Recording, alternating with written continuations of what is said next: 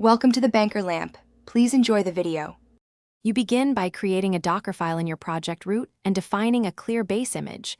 This sets the runtime and tools. Once done, set workdir and copy only the files you need into the context.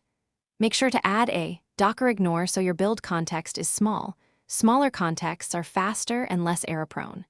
Use an explicit base tag, versus latest, to ensure repeatable builds and predictable dependencies across environments. Next, optimize layer ordering so Docker cache helps you. Install dependencies early, then copy application code. That way dependency changes won't invalidate all layers. Use RUN for package installs, env for environment settings, and consider multi-stage builds to compile in one stage and copy only artifacts to the final image. Combine related commands with and to reduce layers, but keep readability. Once you assemble these steps, you'll get faster incremental builds and a much smaller final image.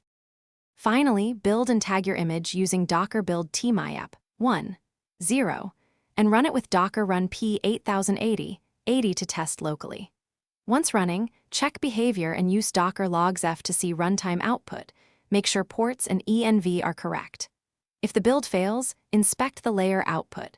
Rerun build with progress equals plain to get clearer errors and reduce context size to narrow the fault. One quick troubleshooting tip: rebuild without cache to verify whether a stale layer caused the issue. Thanks for watching. If this was helpful, leave a like and consider subscribing. See you next time.